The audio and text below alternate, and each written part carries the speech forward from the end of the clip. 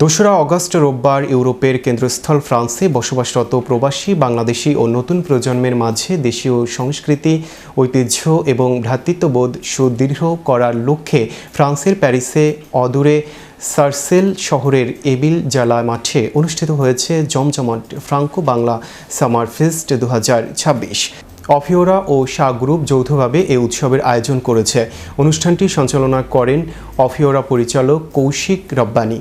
অনুষ্ঠানের স্বাগত বক্তব্য রাখেন শাহ গ্রুপের চেয়ারম্যান সত্তার আলী সুমন ওরফে শাহ আলম। বক্তব্যে তিনি অনুষ্ঠানে আগত সকল দর্শকদের প্রতি ধন্যবাদ ও কৃতজ্ঞতা জ্ঞাপন করেন এবং আগামীতে সকলের সহযোগিতার মাধ্যমে আরও বৃহত্তর পরিসরে এরকম ফেস্টিভ্যাল মিলনমেলা আয়োজনের জন্য সকলের প্রতি আন্তরিক সহযোগিতা কামনা করেন। অনুষ্ঠানে উপস্থিত ছিলেন স্থানীয় এলাকার মেয়র এবং স্থানীয় এমপি। তাদের বক্তব্যে আগত সকল দর্শকদের প্রতি আন্তরিক শুভেচ্ছা ও কৃতজ্ঞতা জানান। অনুষ্ঠানে সার্বিক নিরাপত্তা, বিশেষ সিকিউরিটি গার্ড প্রদান করা এবং যে কোনো নাশকতামূলক কর্মকাণ্ড প্রতিরোধ প্রশাসনের আইনশৃঙ্খলা বাহিনী সার্বক্ষণিক নিয়োজিত ছিলেন। নারী ও শিশুদের জন্য ছিল বিভিন্ন রকমের বিনোদনমূলক প্রতিযোগিতা এবং বিজয়ীদের হাতে প্রদান করা হয় নানান আকর্ষণীয় পুরস্কার। মেলার বিশেষ আকর্ষণ ছিল র্যাফেল ড্র, লটারিতে প্রথম পুরস্কার একটি BMW গাড়ি সহ মোট 10টি পুরস্কার।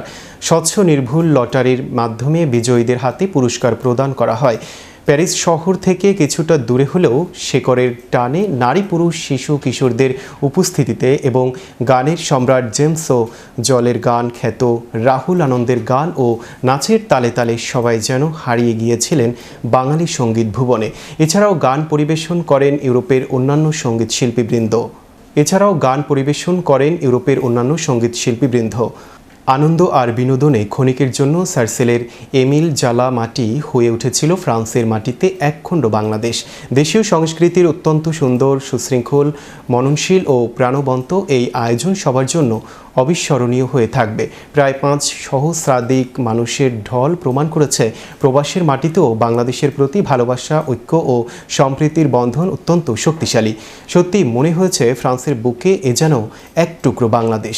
মেলায় প্রবাসীদের দেশীয় আমেজ দিতে ঐতিহ্যবাহী বাংলাদেশি খাবার, পোশাক ও হস্তশিল্প সামগ্রীর বৈচিত্র্যময় স্টলসহ ছিল লক্ষণীয়। দর্শনার্থীদের জন্য মেলা দুপুর 12টায় উন্মুক্ত করা হয় এবং রাত 10টায় অনুষ্ঠানের কার্যক্রম শেষ হয়।